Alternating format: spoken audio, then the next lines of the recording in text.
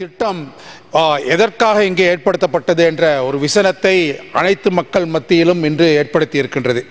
அங்கு வாழும் அந்த பிரதேசத்தில் வாழும் சிங்கள மக்கள் எவ்வாறு விசனம் அடைந்திருக்கின்றார்களோ அதற்கு நிகராக அங்கே வெளிமடை பண்டாரவை போன்ற பிரதேசங்களில் வாழும் தோட்டப்புற மக்களும் இந்த திட்டத்தையொட்டி இன்று பல்வேறு விசனத்திற்கு உள்ளாகி இருக்கின்றார்கள். எதிர்பார்ப்புகள் தவிடுபொடியாகி போயிருக்கின்றது. மக்கள் அவல நிலையை எதிர்கொள்ளும் ஒரு நிலைமை ஏற்பட்டிருக்கின்றது. அங்கே இந்த திட்டத்தின் ஊடாக குடிப்பதற்கு இன்று குடிநீர் இல்லாத ஒரு நிலைமை ஏற்பட்டிருக்கின்றது. எனது சக உறுப்பினர் கௌரவ சமிந்த விஜயஸ்ரீ அவர்கள் கூறியதை போல இன்று அங்கே விளைச்சல்களை ஏற்படுத்தி கொண்டிருந்த நிலங்கள் தரிசு நிலங்களாக இன்று மாறிக்கொண்டு வரும் ஒரு சூழல் ஏற்பட்டிருக்கின்றது. குடிநீருக்காக அலையும் ஒரு நிலைமை ஏற்பட்டிருக்கின்றது.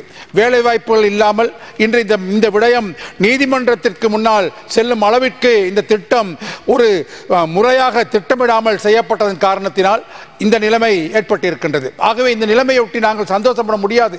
இவ்வாறான நிலைமை ஏற்பட்டிருக்கின்றது என்று நாங்கள் பெருமை கொள்ள முடியாது. ஏனெனில் பெருமை கொள்வதற்கு பதிலாக இன்று நாங்கள் விசனமடையும் ஒரு நிலைமைக்கு ஆளாக்கப்பட்டிருக்கின்றோம். ஒரு திட்டத்தை முன்வைக்கும் போது அதை மிக ஆழமாக ஆராய்ந்து அதன் எதிர்காலத்தை பற்றி ஆராய்ந்து இதன் பாதிப்புகளை பற்றி ஆராய்ந்து நல்லது கெட்டதை பற்றி ஆராய்ந்த பின்பே ஒரு திட்டத்தை முன்வைக்க வேண்டும். ஆனால் ஏதோ ஒரு காரணத்திற்காக எவரோ ஒருவரின் தேவைக்காக இந்த திட்டம் முன்வைக்கப்பட்டிருக்கின்றது என்றுதான் நாங்கள் நினைக்க வேண்டியிருக்கின்றது. ஆகவே அதன் தாக்கம் இன்று மக்களை வெகுவாக பாதித்திருக்கின்றது. அந்த பிரதேசத்தை வெகுவாக பாதித்திருக்கின்றது. விளைச்சல் குறைந்து போயிருக்கின்றது. தோட்டப்புறங்களில் கூட தேயிலையின் விளைச்சல் குறைந்து போயிருக்கின்றது. அங்கே எவ்வாறு வயற்காணிகள் எல்லாம் இப்பொழுது தரிசு நிலங்களாக மாறி வருகின்றதோ இதே நிலைமைதான் தோட்டப்புற காணிகளுக்கும். ஆகவே இதற்கு தகுந்த மாற்று திட்டத்தை ஏற்படுத்த வேண்டும். அங்குள்ள மக்களுக்கு நிவாரணத்தை ஏற்படுத்த வேண்டும். நீதிமன்றத்தின் முன்னால் இருக்கின்ற விடயத்திற்கு தகுந்த பரிகாரம் கொடுக்க வேண்டும் என்று கேட்டு சந்தர்ப்பம் அளித்த உங்களுக்கு நன்றி கூறி விடைபெறுகின்றேன். நன்றி. பெயரில் உமாவோய போன்ற திட்டங்களின் ஊடாக பாதிக்கப்படும் மக்களுக்கு நிவாரணம் பெற்றுக் கொடுக்க வேண்டும், நட்டையீடு பெற்றுக் கொடுக்க வேண்டும் என்ற யோசனையை முன்வைத்திருக்கும் சமிந்த விஜயஸ்ரீ அவர்கள் உறுப்பினர் அவர்களின் இந்த பிரேரணையை நான் ஆமோதிப்பதோடு இதே போன்றதொரு பிரச்சினை நான் பிரதிநிதித்துவப்படுத்தும் நுவரெலியா மாவட்டத்தின் கொத்மலை பிரதேச செயலகத்திற்குட்பட்ட கிராமத்திலே இடம்பெற்றிருக்கிறது என்பதை மாத்திரம் இங்கே சுட்டிக்காட்ட விரும்புகின்றேன். மகாவலி அபிவிருத்தி திட்டம் எனும் மிக பாரிய திட்டம் இலங்கையிலே முன்னெடுக்கப்பட்டது. அப்போது அந்த திட்டத்தினால் பாதிப்புற்ற மக்களுக்கு கொத்மலை பிரதேசத்தின் நவதிஸ்பன என்கின்ற தோட்டத்தின் மொச்சக்கொட்டை கட்டுக்கொள்ளை ஆகிய இரு தோட்டங்களில் காணிகள் பகிர்ந்தளிக்கப்பட்டன.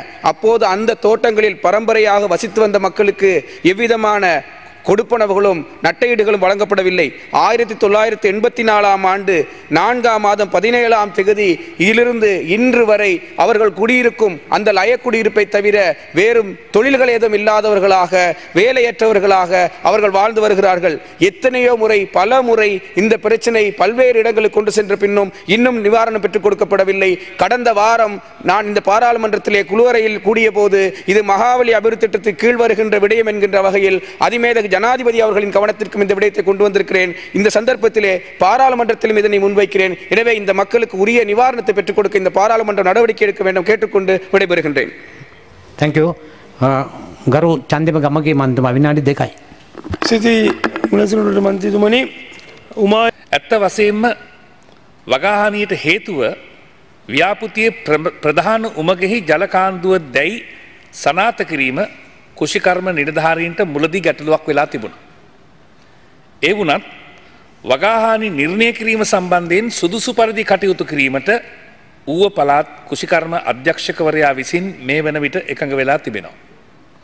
ඒ ගැන ශ්‍රේෂ්ඨාධිකරණයට වාර්තා කිරීමෙන් පස්සේ වගාහානි ඉල්ලුම්පත්වල අව්‍යාජ බව සාධාරණත්වයේ මෙන්ම වගාහානි ඇත්ත වශයෙන්ම උමා ඔය ව්‍යාපෘතියේ ප්‍රධාන උමගෙහි සිදු වූ ජලකාන්දුව හේතු කොට ගෙනම සිදු වූ ඒවා දැයි සනාථ කරගෙන වන්දි ප්‍රමාණය තීරණය කිරීම ශ්‍රේෂ්ඨාධිකරණය විසින් ඌව පළාත් කුෂිකර්ම අධ්‍යක්ෂකවරයා වෙත පවරා තිබෙනවා.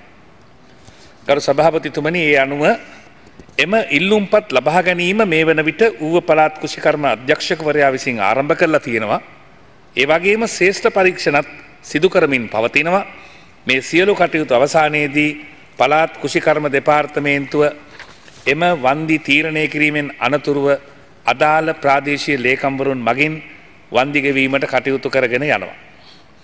අවසාන වශයෙන් ප්‍රධාන උමගෙහි ඇති වූ ජලකාන්දුව නිසා බලපෑමට ලක් වූ ජනතාවට සහන සැලසීම සම්බන්ධයෙන් මහවැලි සංවර්ධන හා පරිසර අමාත්‍යාංශය විසින් එවා ඇති විස්තරාත්මක වාර්තාවක් මම ගරු මන්ත්‍රීතුමාගේ දැනගැනීම සඳහා මේ සමග සභාගත කිරීමට කටයුතු කරනවා.